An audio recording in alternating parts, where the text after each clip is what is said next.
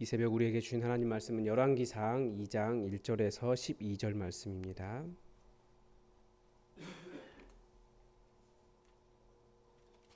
열왕기상 2장 1절에서 12절까지의 말씀입니다.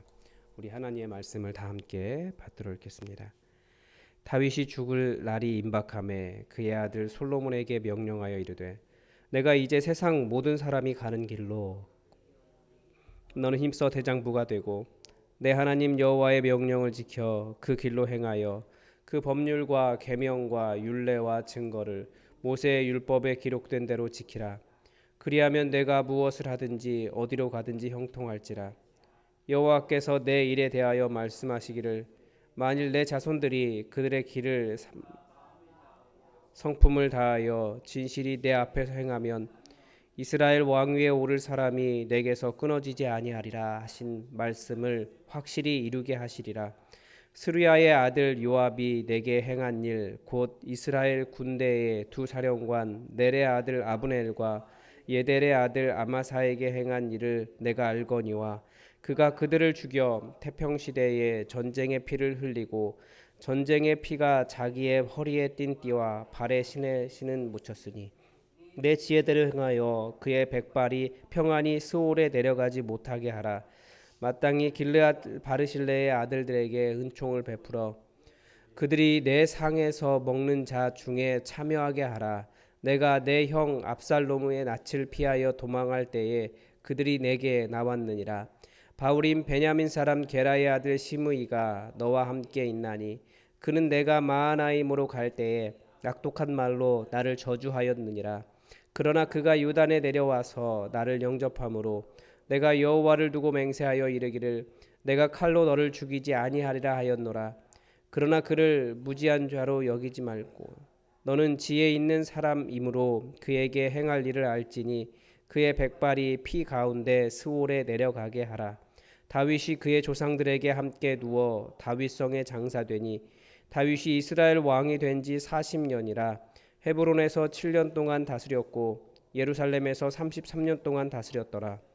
솔로몬이 그의 아버지 다윗의 왕위에 앉으니 그의 나라가 심히 견고하니라. 아멘. 다윗은 성경에서 가장 존경받는 인물 중에 하나입니다. 물론 그의 삶에 흠이 없다는 것이 아닙니다. 그래서 많은 사람들이 다윗을 평가절하하려고도 하지만 저는 오히려 그런 사람들에게 도대체 얼마나 정결한 삶을 사셨는지 그렇게 되묻고 싶습니다. 우리 입장에서는 저는 다윗처럼 살인자도 아니고 가늠한 사람도 아닙니다 라고 말하며 죄의 크기를 대조하겠지만 하나님의 시선에서는 다 큰 죄라고 우리가 말하는 큰 죄 작은 죄건 다 죄인일 뿐입니다. 하나님의 그 거룩하심 그 크심 앞에서 감히 나는 살인자도 아니고 가늠한 자도 아닙니다 그렇게 말하는 건 정말 교만한 행동입니다. 오히려 하나님은 여러 가지 허물이 있을지라도 다윗을 선지자라고 말씀하시고 하나님의 성전 제도의 장막을 만든 인물로 아주 중요하게 다루고 있습니다. 그리고 다시 회복할 이스라엘의 모습으로 다윗의 장막을 이야기합니다. 다윗이 장막을 이야기하는 이유는 성전보다도 정말 하나님을 경외했던 성전이라는 건물이 있는데도 하나님을 경외하지 않고 하나님을 떠났던 이스라엘보다 성전이라는 그 화려한 금빛 찬란한 건물이 없었음에도 하나님을 가장 사랑하고 하나님께서 가장 복 주셨던 그 다윗의 시대를 이스라엘은 기다리고 있었던 겁니다. 그래서 다윗의 장막을 이야기하는 거예요. 우리가 어떤 사람이 되어야 하는지 다윗의 행동을 보면서 이렇게 그냥 죽어버린 인물이 아니라 여전히 우리 안에 살아있는 인물이 되게 해야 되는 이유를 다윗을 통해서는 우리는 계속해서 발견할 수 있습니다. 다윗은 인간 다윗이 하나님 앞에서 보인 행동도 중요하지만 하나님을 경외하는 왕으로서 어떤 사람이었는지를 우리가 기억할 필요가 있습니다. 그리고 우리 모두에게 허물 중에 하나님 앞에 나아가는, 하나님을 경외하는 사람의 자세, 고난 중에서 하나님의 도움을 구하는 사람의 자세, 하나님의 대리자로 이 땅에 세워진 공의로운 왕으로서 권력을 어떻게 사용해야 하는지를 가르쳐주는 아주 좋은 본이라고도 볼 수 있습니다. 오늘 본문은 그런 다윗의 유언과 죽음을 보여줍니다. 다윗의 유언 속에서 그는 왕으로서 다하지 못한 일을 다음 왕에게 부탁하고 있습니다. 그러니까 위대한 왕이었지만 또 어떻게 보면 힘도 권력도 많이 가진 왕이었지만 다윗조차도 눈치를 많이 봤다라는 거예요. 여기 언급된 사람들 다윗이 처벌하기에는 너무나 무서운 권력을 가진 사람들이었기 때문입니다. 그래서 지혜로운 아들 솔로몬에게 그들에게 반드시 공의가 이루어져야 한다라고 하는 부탁을 하는 겁니다. 다윗이 우리에게 남기는 마지막 유언은 첫 번째가 3절입니다. 우리 하나님 여호와의 명령을 지키고 지켜 행하고 그 법률과 계명과 율례와 증거를 모세의 율법에 기록되대로 지키라. 그리하면 내가 무엇을 하든지 어디로 가든지 형통할지라. 가장 먼저 부탁하는 것이 하나님을 경외함을 가르쳐 주는 것이었습니다. 지난주까지 묵상한 예레미야서에서 우리는 다윗의 이 명령이 무엇인지 잘 배웠습니다. 법률과 계명과 율례와 증거를 모세의 율법에 기록된 대로 지키는 것은 법률 자체 이것보다도 더 중요한 것이 있습니다. 하나님께 순종하고 하나님의 정의를 마음으로부터 이루는 것입니다. 그래서 여호와의 명령을 지켜 행하라. 이게 그 말입니다. 규정을 지키라는 게 아니에요. 이것을 우리는 잘 구분하지 못하기 때문에 예레미야 시대에 그런 일이 발생했습니다. 하나님께서 너희에게 주신 것은 그 율례를 지키라고 한 것이 아니다. 내 명령을 지키라고 했다. 이 차이를 구분할 수 있어야 돼요. 그렇지 않으면 법률, 어떤 규정들 지킨 것을 가지고 내가 정말 잘했다. 내가 의로운 사람이다. 내가 하나님의 뜻을 이뤘다. 착각할 수 있다는 거예요. 우리 그리스도인들은 이것을 구별해낼 수 있는 사람들입니다. 인간은 법을 지키면서도 얼마든지 하나님을 경외하지 않을 수 있어요. 바리새인들이 잘 보여주죠. 그들은 법을 잘 지키는 사람들이었지만 하나님을 두려워하지 않고 하나님을 경외하지 않는 사람들이었습니다. 자기들이 모든 영광을 받으려고 했고 자기들이 원한 목표가 가장 더 중요한 사람들이었습니다. 그들은 하나님을 경외한 적이 없어요. 법은 잘 지켰지만. 다윗이 부탁하는 것이 그겁니다. 다윗이 얼마나 많은 법을 어겼습니까? 제가 얼마나 많이 어겼는지는 잘 모르지만 성경에는 아주 그가 법을 죽을 죄를 지은 내용이 나오잖아요. 제사장밖에 먹을 수 없는 진설병을 먹은 사람입니다. 살았어요. 근데 그것을 무엇이라고 이야기하느냐? 우리 하나님 여호와의 명령을 지켜 행한 것이다라고 이야기하는 거예요. 그래서 우리는 규정을 지키는 것보다 여호와 하나님의 명령을 지키는 것이 무엇인지 이 복음 안에서 분별해낼 수 있어야 됩니다. 다윗이 큰 허물이 있지만 그가 하나님께 용납받은 이유는 그는 하나님을 경외하는 사람이었기 때문입니다.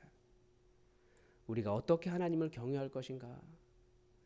그 방법이 하나님의 말씀, 하나님의 명령, 하나님께서 주신 율례, 기록된 주의 말씀에 순종하는 것입니다. 순종해서 물론 둘 다 이 순종한다라고 하는 것 마음에 하나님을 경외하면 당연히 순종하게 돼 있지만 하나님을 경외하지 않고 순종할 수 있다라고 하는 것을 분별해낼 수 있기를 바랍니다. 그러니까 우리도 마찬가지죠. 우리가 말씀을 열심히 보는 이유는 우리 아버지께서 우리 사랑하는 아버지께서 무엇이라고 말씀하셨는지 듣고 순종하려는 마음에서 시작합니다. 의무로 접근하면 내가 얼마나 잘했는가 하나님의 은혜를 거래하는 것이 되어버립니다. 이스라엘이 계속해서 실수한 것이 이것이죠. 예레미야가 이스라엘의 멸망을 예언할 때도 그들은 자신들의 율법 지켰다고 생각하고 있었습니다. 안식일도 지켰고 11조도 했고 월삭으로도 집회로도 모였고 가끔은 우상도 불태웠습니다. 우상을 섬기는 제사장들을 다 잡아 죽여서 그 뼈를 갈기도 했습니다. 그러나 하나님을 경외한 것이 아니라고 예레미야 선지자는 이야기합니다. 그 마음 중심에 여호와 하나님을 자기의 하나님으로 모시고 여호와 하나님을 자신들의 하나님으로 사랑하고 경외함이 없었기 때문입니다. 하나님 신경 쓰지 않아요. 한번 생각해 보면 우리는 일상 속에서 얼마나 하나님을 신경 쓰고 살아갑니까? 두려움 때문에, 습관 때문에, 주변 사람들이 다 하니까 그렇게 하는 그런 식의 행위는 순종이 아닙니다. 다윗은 솔로몬에게, 그 다음 왕이 될 사람들에게, 그리고 앞으로 이어질 자기의 모든 왕이 될 자녀들에게 진정으로 마음의 중심을 다해 여호와 하나님을 경외할 것, 그렇게 자신이 살아온 삶의 방식들, 여호와 하나님의 명령에 순종하는 그 삶을 이어가기를 바랐던 겁니다. 그래서 4절에서 삼가 마음을 다하고 성품을 다하여 진실이 내 앞에서 행하면 이라고 하는 말씀이 그것 아니겠습니까? 그러면 그 삶이 형통할 것이다. 하나님의 약속이 성취될 것을 예언하고 있습니다. 다윗은 예언자였거든요. 다윗의 또 다른 유언은 이제 스루야의 아들 요압에게 그에 맞는 처벌을 내리는 일이었습니다. 일반적으로 이스라엘을 이야기할 때 우리는 한 나라를 생각하지만 통합 왕국이었던 시절은 그렇게 길지 않습니다. 실제로는 나눠져 있었어요. 그러니까 우리나라처럼 이 대한민국처럼 북한, 남한 이렇게 나눠져 있었습니다. 통합 왕국의 첫 번째 왕은 사울이었고 다윗은 통합 왕국의 왕으로 시작한 것이 아니라 헤브론에서 7년을 먼저 시작했고 통합 왕국의 왕으로서는 33년을 다스렸다 이렇게 되어 있습니다. 그 이후에 솔로몬 시절에 통합 왕국 한 번 있었고 솔로몬의 아들 시절에 나누어졌습니다. 그리고 통일되지 않았어요. 그리고 그 이후에 우리 성경에는 기록되어 있지 않지만 중간기 시절에 마카비 시절에 한 번 딱 통일된 적이 있습니다. 통일 왕국이 된 적이 있어요. 그러니까 이스라엘을 우리가 이야기할 때 남유다, 북이스라엘 이렇게 나눠서 이야기하는 것 성경이 잘 구분하고 있는데 그것도 잘 구분해서 볼 필요가 있습니다. 그런데 다윗의 통합 왕국은 사실 훨씬 더 일찍 시작할 수 있었습니다. 그리고 평화롭게 통합 왕국을 시작할 수 있었습니다. 5절에 나오는 내용은 그렇게 평화롭게 피 흘리지 않고 통합 왕국을 시작할 수 있었는데 그 통합 왕국을 왕국을 통합하는 일을 전쟁으로 몰아넣은 사람이 바로 이 스루야의 아들 요압이었다. 요압은 군대 장관으로 많은 전쟁을 수행했지만 이 사람이 많은 피를 흘렸다라는 거예요. 평화롭게 이 통합 과정을 이루려고 한 사람을 쫓아가서 살해했습니다. 이 일을 두고 다윗은 태평 시대의 전쟁의 피를 흘려 전쟁의 피를 자기의 허리에 띠에 띈 띠와 발에 신은 신에 묻혔으니 라고 평가하는 겁니다. 다윗이 이렇게까지 말하는 것을 보면 요압은 정말 매우 폭력적이고 사람 죽이는 일에 두려움이 없는 인간 백정과 같은 그런 자였다라는 거죠. 얼마나 광포한 자였는지 다윗이 죽지도 않았는데 자기 마음대로 아도니아를 왕으로 옹립하는 그런 일까지도 서슴없이 했습니다. 요압 때문에 남북의 전쟁하게 되었고 수많은 피를 흘려야 했습니다. 참 이해하기 어려운 전쟁의 방법도 성경에 나옵니다. 그냥 젊은이들 나와서 서로 머리 잡고 옆구리 칼 찌르자. 그게 놀이였어요. 그 젊은 생명들이 죽어가는데 그게 어떻게 놀이가 될 수 있겠습니까? 그런 사람이었어요. 그리고 전쟁이 시작되었던 겁니다. 그러니까 불필요한 무지한 피를 너무나 많이 흘렸다라는 거죠. 하나님의 전쟁은 하나님의 공의와 심판의 성격이 있습니다. 단순히 폭력적인 행위가 아니라는 것을 잘 알 수 있는 거죠. 따라서 공의로운 왕으로서 다윗은 자신의 손으로는 처벌하지 못했지만 아들의 지혜를 통해 요압에게 공의가 반드시 실현되기를 바랐던 겁니다. 또한 압살롬을 피해 도망갈 때 자신에게 도움을 주었던 강 건너 길르앗 바르실레의 아들들에게는 은총을, 반대로 같은 사건에서 다윗을 저주한 베냐민 사람 게라의 아들 시므이는 자신이 죽이겠다고는 약속하지 않았지만 죄가 없는 것은 아니기 때문에 그에 맞게 징계하라는 부탁을 하고 있습니다. 베냐민 사람 게라의 아들 시므이는 같은 베냐민 사람 사울을 이어 왕이 된 다윗이 못마땅했을 겁니다. 자기 동족이 아니었거든요. 시므이에게는 다윗이 사울의 왕위를 빼앗은 사람처럼 보였을 수도 있습니다. 그래서 시므이에게는 다윗이 아들에게 쫓겨 도망가는 것이 공의의 실현처럼 보였을 겁니다.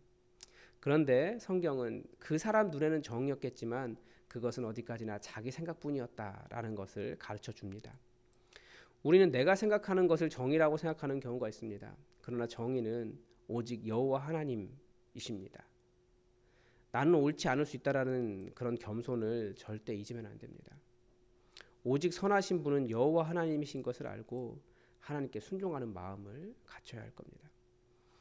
우리 시대는 순종, 겸손, 마음 깊은 곳에 하나님을 경외하는 자세, 사람을 대하는 일이 참 많이 잊혀진 시대를 살고 있는 것 같습니다. 이성적으로 바른 것이 무엇이냐를 많이 판단하는 것 같습니다. 조금 어렵게 살아도 재정적으로 무실적으로 어려워도 하나님을 경외할 수 있는데 그런 것이 없으면 마치 하나님께서 우리를 멀리하시는 것처럼 우리 오해하기도 하고 이 세상에 고난이 없다라고 성경은 절대 말하지 않습니다. 그러함에도 우리는 그런 고난이 있으면 하나님이 멀어지신 것처럼 착각합니다. 정말 중요한 것은 내가 판단하는 그런 기준이 아니라 내 중심에서 하나님을 정말 깊이 사랑하고 하나님의 살아계심을 예민하게 느끼고 내 판단보다 하나님의 뜻에 뜻을 더 소중하게 생각하는 겸손한 마음, 그런 것이 훨씬 더 중요합니다. 그리고 온 마음과 온 정성을 다해서 본문에서 가르쳐 주는 것처럼 정말 자기의 전심을 다해서 하나님을 찾고 하나님을 경외하고 하나님을 사랑하는 것이 훨씬 더 중요합니다. 근데 우리는 계속 다른 기준들을 생각을 해요. 비교하면서 우리도 다른 사람처럼 이 정도는 있어야 하지 않겠습니까? 근데 그것이 다시 생각해보면 초대교회는 아무것도 없었지만 가장 위대한 교회였습니다. 그게 무엇이겠습니까? 우리 오늘의 이 기도가 정말 우리 위에 진정한 왕이신 전능하신 하나님의 계심을 믿고 온 마음을 다해 하나님을 경외하는, 하나님을 사랑하는, 하나님을 섬기는 그런 기도가 되기를 바랍니다. 우리 하나님의 뜻이 우리에게 이루어지기를 주기도문으로 기도하겠습니다. 하늘에 계신 우리 아버지, 아버지의 이름을 거룩하게 하시며 아버지의 나라가 오게 하시며 아버지의 뜻이 하늘에서와 같이 땅에서도 이루어지게 하소서. 오늘 우리에게 일용할 양식을 주시고 우리가 우리에게 잘못한 사람을 용서하여 준 것 같이 우리 죄를 용서하여 주시고 우리를 시험에 빠지지 않게 하시고 악에서 구하소서. 나라와 권능과 영광이 영원히 아버지의 것입니다. 아멘. 여러분, 우리 이 가을 이제 대신방도 하고 우리가 맺어야 할 열매를 다시 한번 좀 생각해 보는 시간을 가지려고 합니다. 우리가 맺는 열매도 절대 우리가 맺어야겠다라고 노력해서 맺는 것이 아니라는 것을 잘 알고 있습니다. 예수님께서는 우리가 예수님이라는 가지에 붙어 있을 때 열매 맺는다 하셨고 우리가 맺을 열매는 희어져 추수하게 된 그 추수밭에 일꾼들을 보내어 달라고 기도한 결과의 그 기도의 결과입니다. 여러분, 우리 교회 우리가 하나님의 일을 위해 헌신하고 예수 그리스도께 온전히 붙어 있고 이 희어져 추수하게 된 땅을 추수할 일꾼을 보내달라고 누구보다도 이 새벽 기도하시는 분들이 간절히 이 일을 위해서 함께 기도해 주시기 바랍니다. 다 함께 기도하겠습니다.